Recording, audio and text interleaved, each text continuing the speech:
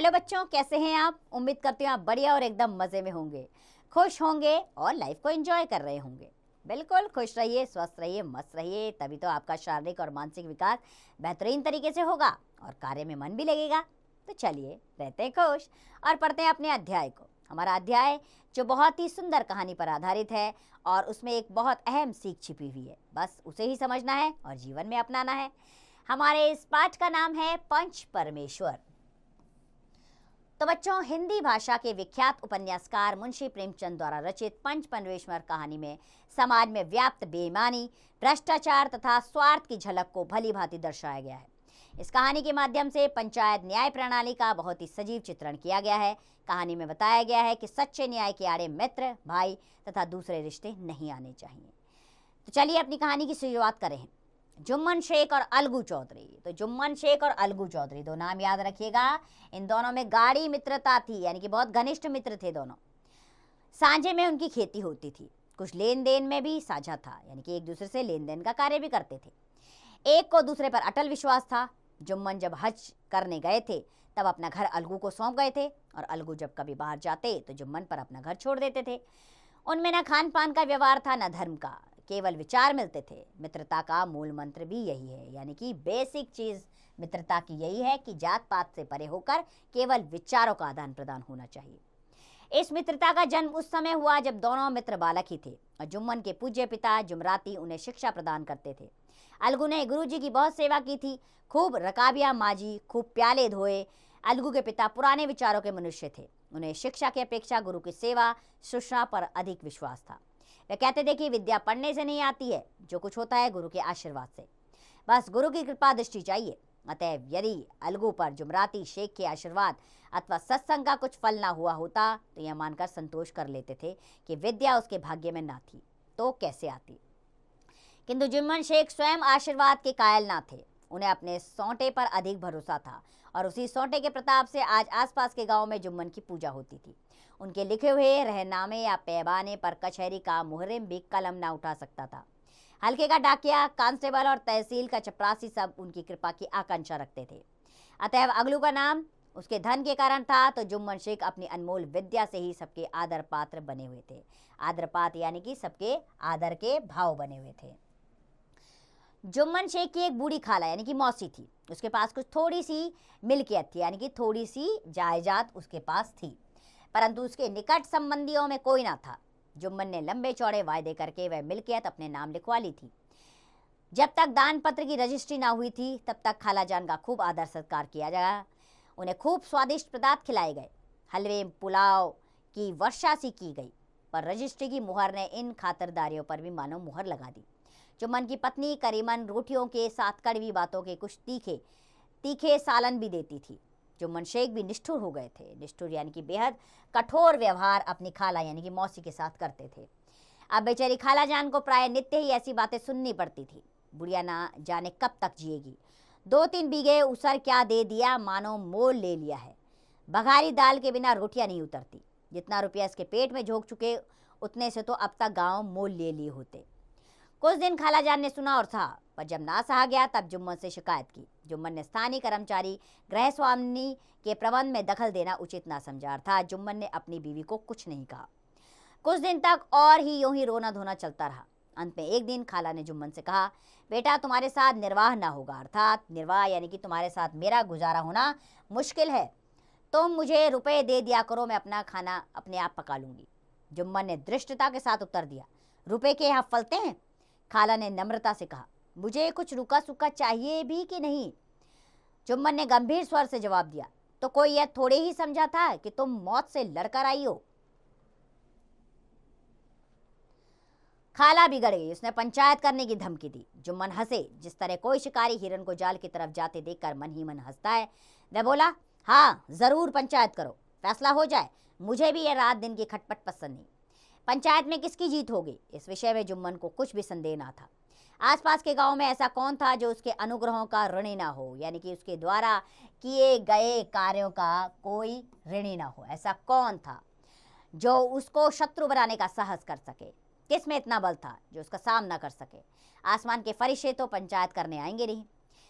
इसके बाद कई दिन तक बूढ़ी खाला हाथ में एक लकड़ी लिए आसपास के गांव में दौड़ती रही। कमर झुककर कमान हो गई थी। एक एक पल चलना दूभर था। दूभर यानी कि मुश्किल हो गया था एक एक पल चलना। लेकिन बात आ पड़ी थी। किस पर बात आ पड़ी थी? उसका निर्णय करना जरूरी था।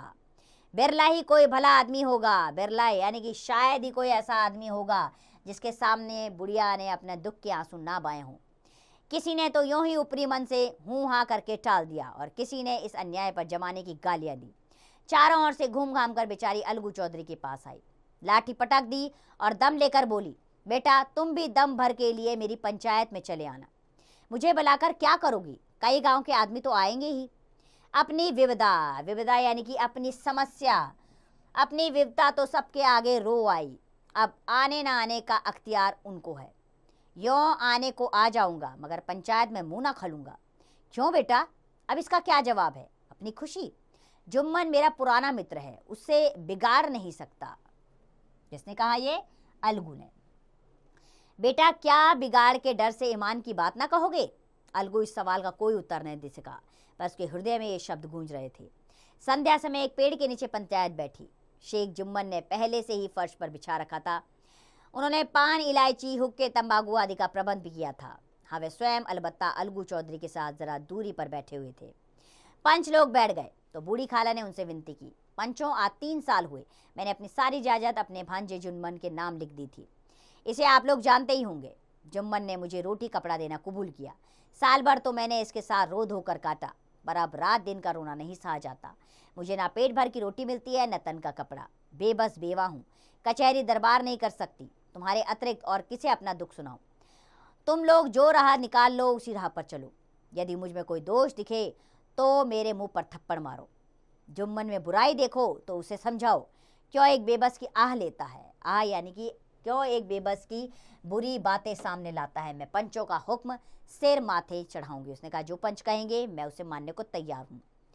रामधन श्री, जिसके कई असामियों को जुम्मन ने अपने गांव में बसा लिया था, बोले, जुम्मन मियाँ किसे पंच बनते हो, यानी कि किसे पंच बनाते हो?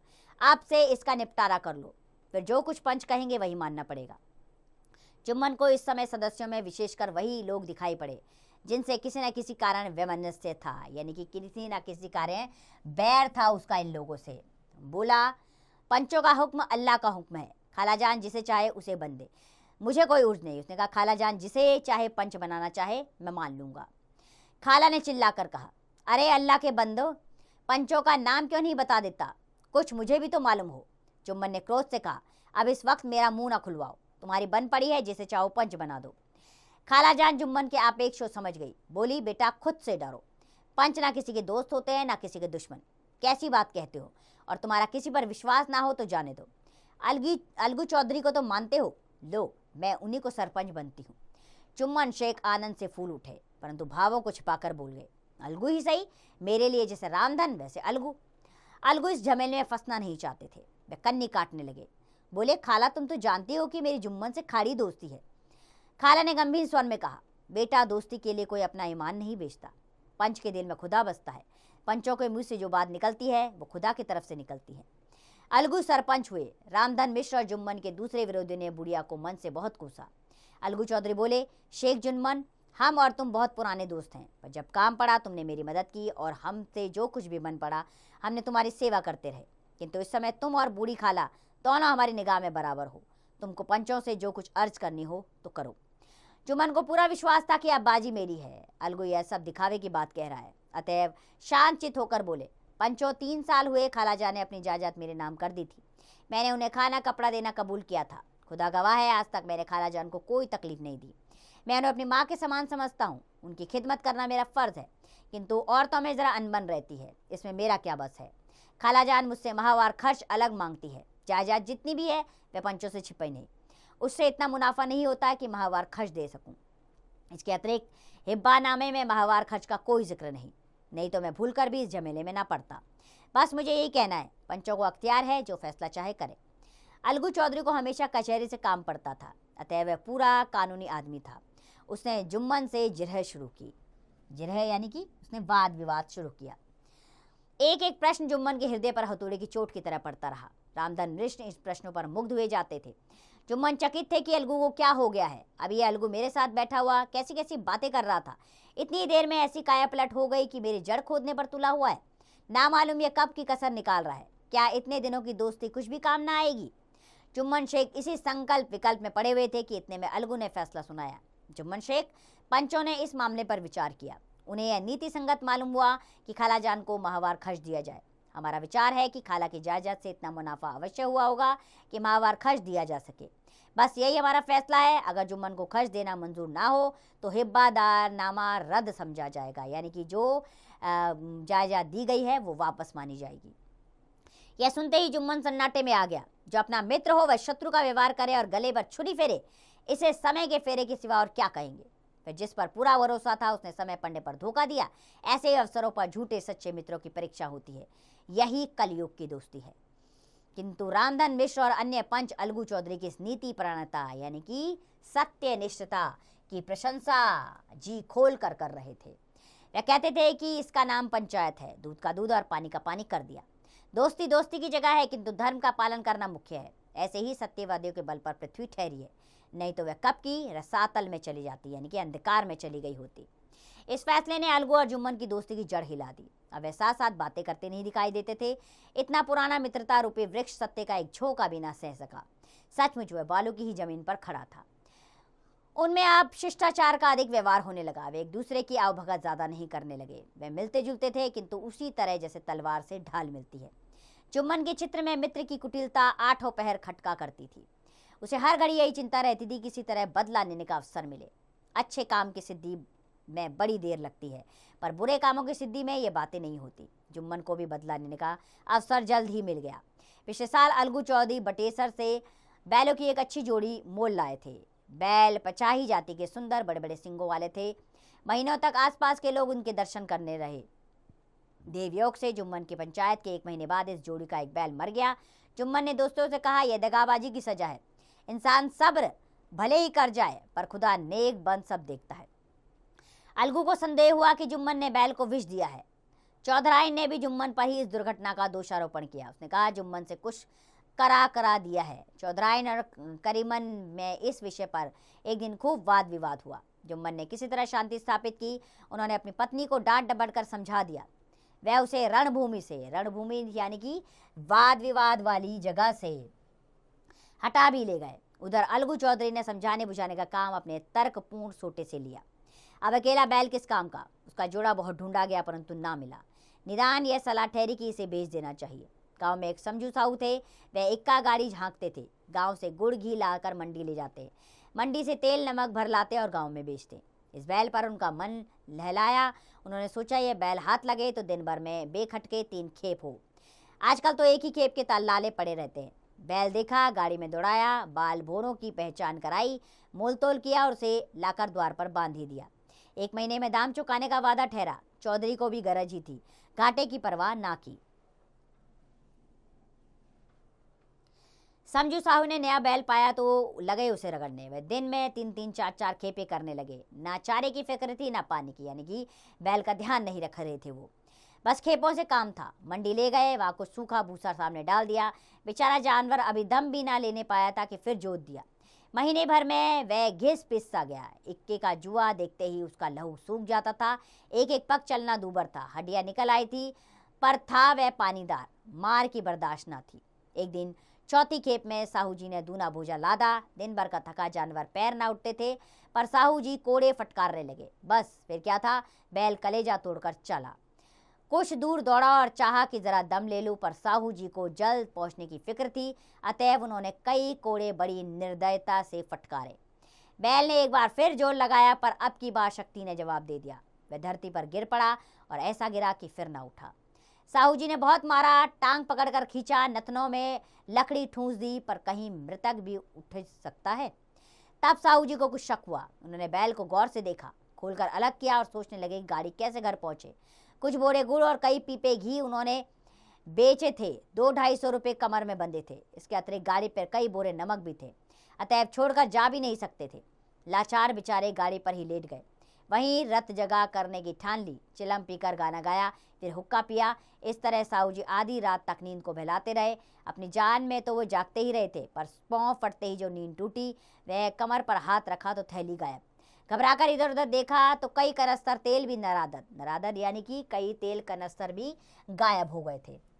अफसोस में बेचारे ने सिर पीट लिया। प्रातःकाल रोते बिलखते घर पहुंचे। साहूआइन ने जब यह बुरी खबर सुनी तब पहले तो रोई, फिर अलगू चौधरी को गाले देने लगी। निगौड़े ने ऐसे कुल्लच्छी बैल दिया कि जन भर की कमाई लुट गई। इस घटना को वे कई महीने बीत गए। अलगू जब अपने बैल का दाम मांगता तब साहू और साहूआइन दोनों ही झुल्लाए हुए कुत्ते की तरह चढ़ बैठते और अंट संट बगने लगते। वाह, यहाँ तो सारे जन की कमाई लुट गई, सत्यानाश हो गया। इन्हें दामों की पड़ी है, मुर्दा बैल दिया है, उस पर दाम मांगने चले हैं। चौधरी के अशुभ चिंतकों की कमी ना थी। ऐसे अवसरों पर भी वे एकत्र हो जाते और साहू जी के बराने की पुष्टि करते, परंतु 150 रुपये में इस तरह हाथ धो लेना आसान ना था। एक बार भी वह नमरम हो गए। साहू जी बिगड़कर लाठी ढूंढने घर चले गए। अब सोहाइन ने मैदान लिया। प्रश्नोत्तर होते होते हाथोपाई की नौबत आ गई। सोहाइन ने घर पहुंचकर किवाड़ बंद कर लिए। शोरगुल सुनकर गांव के भले मानस जमा हो गए। उन्होंने दोनों को समझाया, साहू जी को दिलासा देकर घर से निकाला। वे परामर्श देने लगे कि इस तरह से काम न चलेगा, पंचायत कर लो, जो कुछ तय हो जाए उसे स्वीकार कर लो। साहू जी राजी हो गए। अलगू ने भी हामी भर दी। पंचायत बैठ गई तो रामधन मिश्र ने कहा, अब देरी क्या है, पंचों का चुनाव हो जाना चाहिए। बोलो चौधरी, किस किस को पंच बदते हो? अलगू ने दीन भाव से कहा। दीन भाव यानी कि बड़े दया भाव से उसने कहा, समझू साहू ही चुन ले। उसने कहा, समझू चाहू जिसे भी पंच चुनना चाहे चुन ले। समझू खड़े हुए और कड़क कर बोले, मेरी ओर से जुम्मन शेख। जुम्मन का नाम सुनते ही अलगू चौधरी का कलेजा धक धक करने लगा, मानो किसी ने अचानक थप्पड़ मार दिया हो। रामधन अलगू के मित्र थे, वे बात ताड़ गए थे। पूछा, क्यों चौधरी, तुम्हें कोई उर्ज तो नहीं? चौधरी ने निराश होकर कहा, नहीं, मुझे क्या उर्ज होगा। जुम्मन शेख के मन में सरपंच का उच्च स्थान ग्रहण करते ही जिम्मेदारी का भाव पैदा हुआ। उसने सोचा, मैं इस वक्त न्याय और धर्म के सर्वोच्च आसन पर बैठा हूँ। मेरे मुंह में इस समय जो कुछ निकलेगा वह देववाणी के सदृश है, और देववाणी में मेरे मनोविकारों का समावेश कदापि नहीं होना चाहिए। मुझे सत्य से जो भर भी टालना उचित नहीं है। पंचों ने दोनों पक्षों में सवाल जवाब करना शुरू कर दिया। बहुत देर तक दोनों दल अपने अपने पक्ष का समर्थन करते रहे। इस विषय में तो सब सहमत थे कि समझू को बैल का मूल्य देना चाहिए, परंतु दो महाशय इस कारण निराकरण करने चाहते थे कि बैल के मर जाने से समझू की हानि हुई है। इसके प्रतिकूल 2 सदस्य मूल दिलाने के अतिरिक्त समझू को दंड भी देना चाहते थे, जिससे फिर से किसी पिशु के साथ ऐसी निर्दयता करने का साहस न हो। अंत में जुम्मन ने फैसला सुनाया, अलगू चौधरी और समझू साहू, पंचों ने तुम्हारे मामले पर अच्छी तरह विचार किया। समझू को उचित है कि बैल का पूरा दाम दे। जिस वक्त उन्होंने बैल लिया उसे कोई बीमारी ना थी। अगर उसी समय दाम दे दिए जाते तो आज समझू उसे फेर लेने का आग्रह ना करते। बैल की मृत्यु केवल इस कारण हुई कि उससे बड़ा कठिन परिश्रम लिया गया और उसके दाने चारे का कोई प्रबंध नहीं किया गया। रामधन मिश्र बोले, समझू ने बैल को जानबूझकर मारा है, अतएव उसे दंड लेना चाहिए। जुम्मन बोले, यह दूसरा सवाल है, हमको इससे कोई मतलब नहीं। झगड़ू साहू ने कहा, समझू के साथ कुछ रियायत होनी चाहिए। जुम्मन बोले, यह अलगू चौधरी की इच्छा पर निर्भर है। वह रियायत करे तो उसकी भल मानसी यानी कि उसके भले मानस का यह प्रदर्शन होगा। अलगू चौधरी फूले ना समाये, उठ खड़े हुए और जोर से बोले, पंच परमेश्वर की जय। इसके साथ ही चारों ओर प्रतिध्वनि हुई। इसके साथ ही प्रतिध्वनि यानी कि चारों तरफ से आवाजें आने लगी कि पंच परमेश्वर की जय। प्रत्येक मनुष्य जुम्मन की नीति को सराहता था। इसे कहते हैं न्याय। यह मनुष्य का काम नहीं, पंच में परमेश्वर निवास करते हैं, यह उसी की महिमा है। पंच के सामने खोटे को कौन खरा कह सकता है। थोड़ी देर बाद जुम्मन अलगू के पास आए और उनके गले लिपट कर बोले, भैया, जब से तुमने मेरी पंचायत की तब से मैं तुम्हारा प्राणघात शत्रु बन गया था, पर आज मुझे ज्ञात हुआ कि पंच के पद पर बैठकर न कोई किसी का दोस्त होता है न दुश्मन। न्याय के अतिरिक्त उसे कुछ और नहीं सूझता। आज मुझे विश्वास हो गया कि पंच की जुबान से खुदा बोलता है। अलगू रोने लगे। इस पानी से दोनों के दिलों के मैल धुल गए। मित्रता की मुरझाई हुई लता फिर से हरी हो गई। तो मुंशी प्रेमचंद इसी तरह की कहानियां लिखा करते हैं। भाव इसके अंदर छिपा हुआ है मित्रता का। मित्रता का भाव, मित्र कभी अलग नहीं हो सकते, लेकिन पंच परमेश्वर होते हैं। यह इस कहानी ने साबित कर दिया। आइए बढ़ते हैं अब प्रश्नोत्तर की ओर। पहला प्रश्न, वस्तुनिष्ठ प्रश्न, सही और गलत का निशान लगाना है। अलगू और जुम्मन की दोस्ती बचपन से ही थी। बिल्कुल सही, यहाँ पर सही का निशान लगाइए और बाकी के भी वाक्य पढ़कर सही गलत का निशान लगाइएगा आप स्वयं।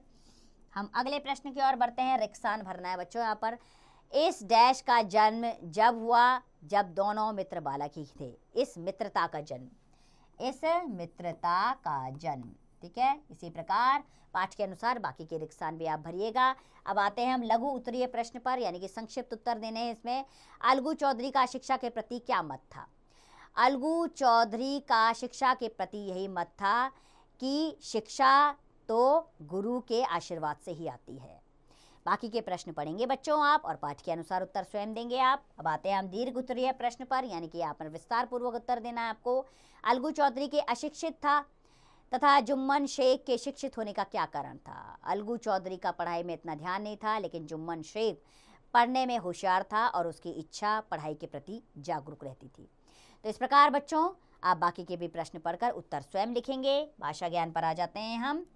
पहला प्रश्न, निम्नलिखित शब्दों का अर्थ लिखकर वाक्य प्रयोग करना है, ठीक है। जैसे सोटा, कायल, नदारत, नदारत यानी कि गायब होना।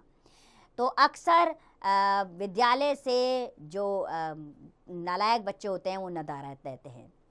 इसी प्रकार बाकी के भी शब्दों के वाक्य प्रयोग आप स्वयं कीजिएगा। अब अगला प्रश्न है, इसमें विलोम शब्द लिखना है आपको। मित्रता का विलोम होता है शत्रुता। बाकी के भी शब्द देखिए और उनका विलोम शब्द लिखिएगा। अब पहुंचते हैं हम व्याकरण ज्ञान की ओर।